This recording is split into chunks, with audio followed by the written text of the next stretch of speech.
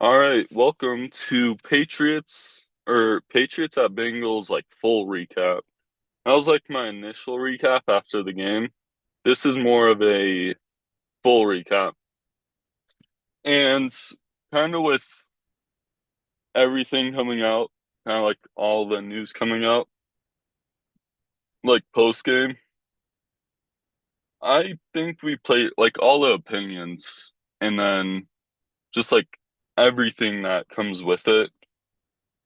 And then looking at the game a few days after the final result.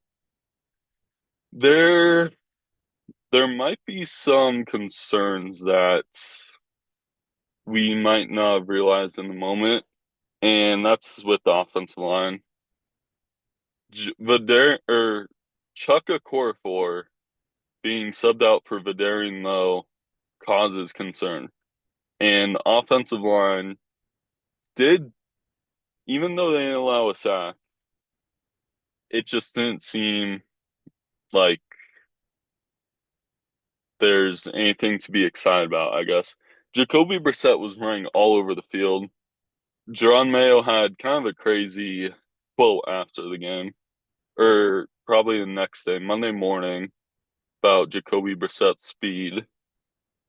But I mean, Jacoby Brissett, 15 for 24, 120 yards. He managed the game, and he has experience with Alex Van Pelt. So I credit a lot to Alex Van Pelt. I think he just controlled the game. I credit this to Jerron Mayo and the market, all the coaches there. Like they just controlled the game, and that's how they're gonna win games in this season. They're just gonna control the game, run the ball, and they're gonna pass when needed to. I do think there was a little bit more running the ball than we should hope for, but they just control the clock, they just control the game, and they just came out.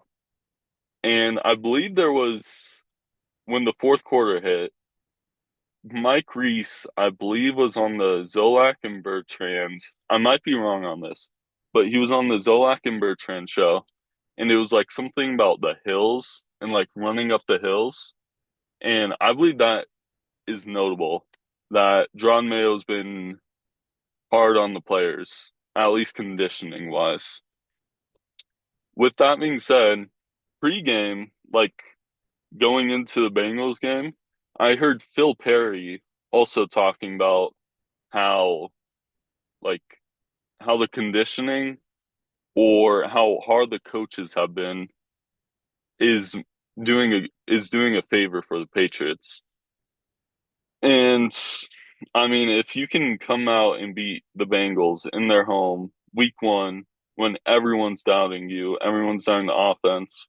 I'm still a little bit hesitant about the offense, but if conditioning is the big factor why we're winning, then credit to the coaching staff because they got the players going crazy. We can go into the defense soon, but Ramondre Stevenson, like definition of bell cow back. My only worry is overusing him. We're gonna have to see more from Antonio Gibson.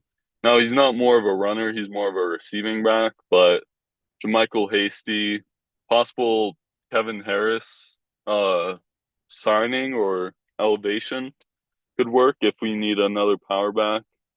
But yeah, Ramondre Stevenson is running awesome, despite the line maybe not holding their own.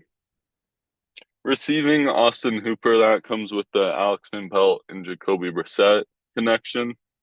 Tyquan Thornton, I believe they believe he can have a breakout year, or he can establish himself as a prominent receiver as for this Patriots team.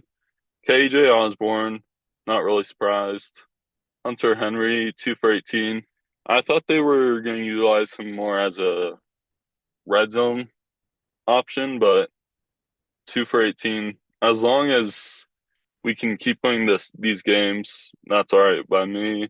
Mario Douglas, 2 for 12. I think he's gonna catch a lot more shorter routes. I believe Polk and Thornton can more stretch the field. Osborne, Douglas, and Bourne, when Bourne comes back, can more just move the chains, get those little completions, and just chip away as they move as they move down the field. The offensive line, as I mentioned in the start, Darian Lowe just he just does not seem good. I don't see much potential in him. And then Chuck Okorafor getting benched for him, it seemed like a total dumpster fire. I felt like Jonah Williams was a viable option for the Patriots. Now he's the Cardinals' right tackle, but it just seems like Jonah Williams might as well take a flyer on him. But other than that, who was the left guard? Michael Jordan played good. He just held his own. David Andrews obviously played good. Layden Robinson played really good. It seems like the coaching staff has a lot of faith in him, and then Mike Onwenu obviously did awesome. So really, when it comes to the line, they held their own, and that's kind of all you're looking for with the squad. Left tackle is going to have to be addressed. Caden Wallace as the sixth tackle is notable. Just they kind of told the Bengals they're going to be running the ball with Caden Wallace in the game, and that's exactly what they did.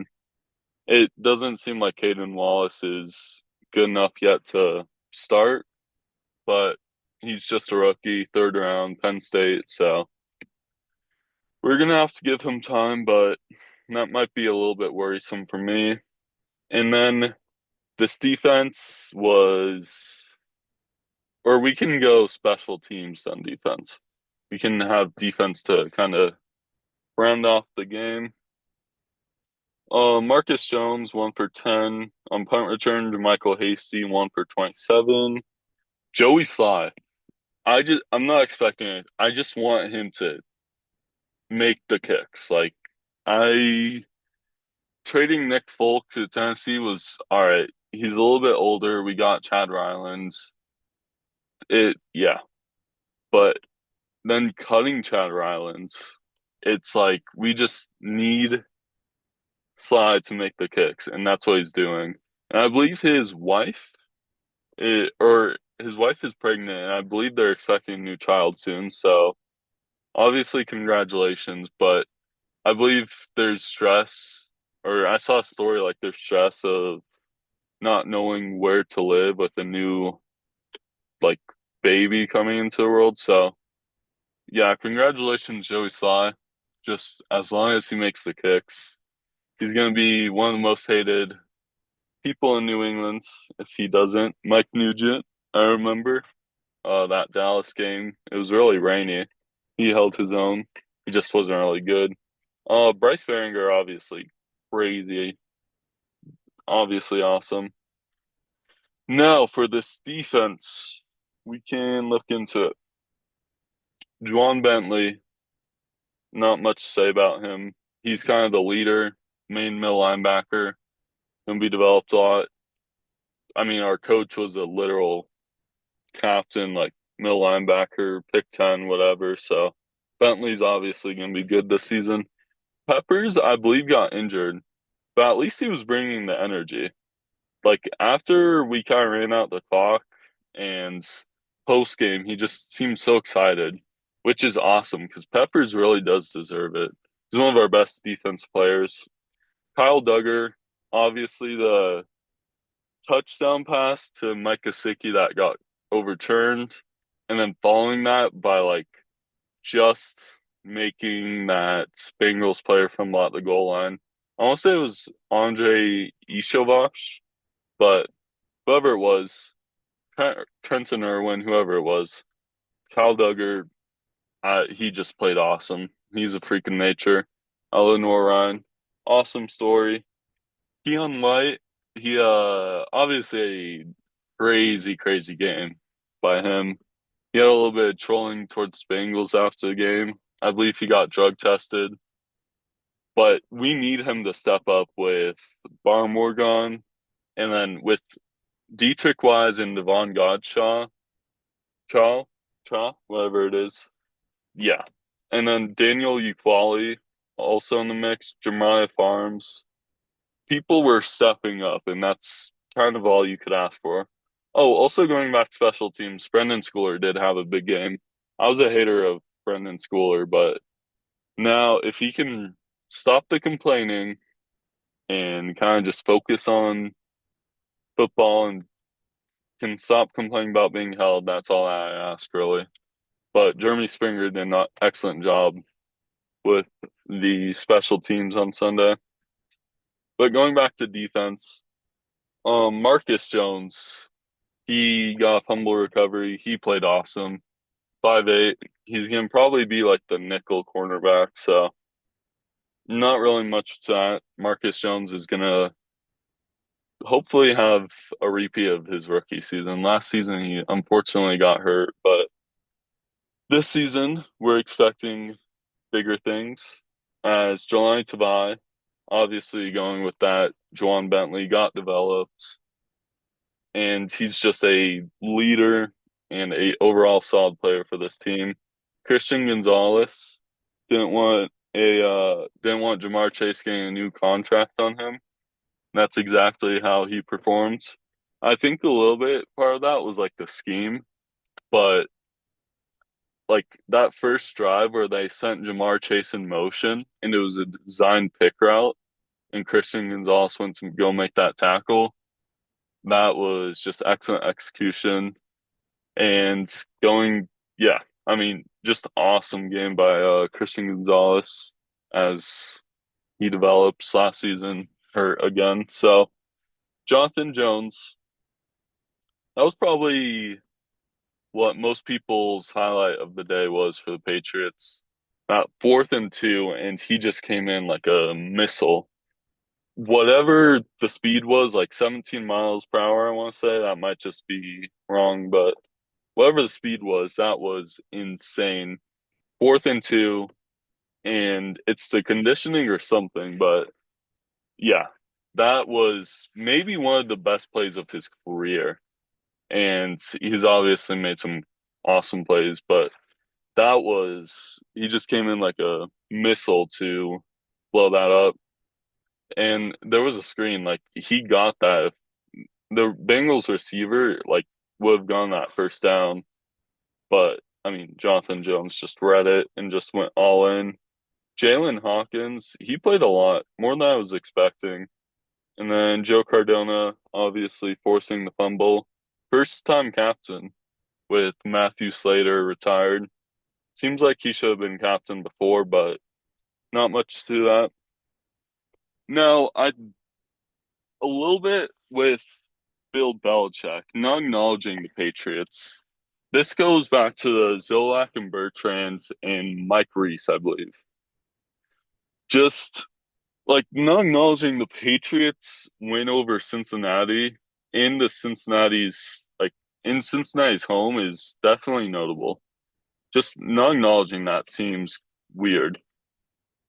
But it's gonna be, as Mike Reese said or alluded to, like if the Patriots lose and Belichick acknowledges that, then there's gonna be some animosity. There's gonna be a news there. There's gonna be a story there. But I know the Patriots Bengals wasn't the story of the week, so Belichick might not cover it, but just seems like that was a pretty big game to cover. So we're gonna have to see as the season progresses. Obviously, Bill Belichick doing media is a little bit with Matt Patricia. It just doesn't seem entertaining, but we'll see as the season progresses. And what is it? Tom Brady didn't seem really enthused to be there. Didn't seem like he was prepared slash ready, but it's his first game. Obviously, he's gonna figure it out. He knows how to master anything. So yeah, we're gonna have to see as the season progresses. But yeah, that's kind of like the post game. It didn't seem like the Patriots got really much attention, whether that's just because maybe it's a fluke. The Bengals always start bad at the start of the season, whatever it may be. Just, yeah. So if we can beat Seattle, there's we're probably going to obviously get more attention as we go. Following that week, we go to the Jets, Thursday night football. So there's there's technically a chance we go 3-0, which there's I wouldn't yeah, that would definitely be really, really surprising. And yeah. So I guess I think Mayo's handling the media well also. It like he kind of just said like we're gonna run the ball. Or post game he said like we're gonna run the ball and like you can't stop it. And I wonder if that's gonna be their offensive identity. Jacoby Brissett's obviously not the best passer in the world, but as long as they can game manage, and Alex Van Pelt's doing a good job with that, I mean, yeah, go ahead. As long as the defenses can't stop it, seems like it's working. Ramondre Stevenson, we've already been over that. So, yeah, not really much. Going to the Seahawks Broncos game, obviously, the Broncos, we'll do a preview episode before the game, but Broncos and Bo Nix, it's his first game. The Seahawks, like, just my only worry is their defense because their defense is really, really good with Mike McDonald. Obviously, he came from Michigan and then went to Baltimore, and now he's their coach. It that does draw concern with me. But then looking at the Seahawks offense, I'm kind of worried for not getting pressure to Geno Smith. And if we do get pressure, can we like can we actually tackle him when he gets outside the box? My concern is not DK Metcalf because I feel like we're going to have a safety over him. My concern's more that Tyler Lockett, Jackson Smith, and Najigba, like type of player. Just like my only concern is Jackson Smith having a huge game on Sunday and just we just can't stop him. Now we got Christian Gonzalez and probably a free safety covering Metcalf on the left, but that like slot area, that's my only concern. And the Seahawks defense is obviously going to be awesome. That's going to be what they rely on. So we're going to have to see as that goes on. But yeah, overall, it was a good game. We just controlled the game, and that's how we're going to have to win games this season. Credit to Phil Perry before the game because he actually convinced me Patriots would win, and he kind of provided me optimism because all all for the Patriots off season was kind of negative. The whole like I guess it just seemed very negative talking about the Patriots. Now that they won that, there's definitely optimism. And what the coaches are doing kind of did go unnoticed.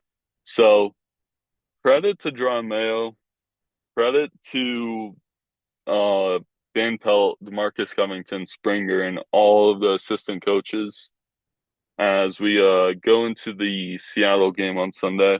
We are home, and Seattle has to travel all the way to us. So we'll see how that plays out. But yeah, honestly, wishing the best. We win. And if we start 2-0, season can look pretty good. So thank you.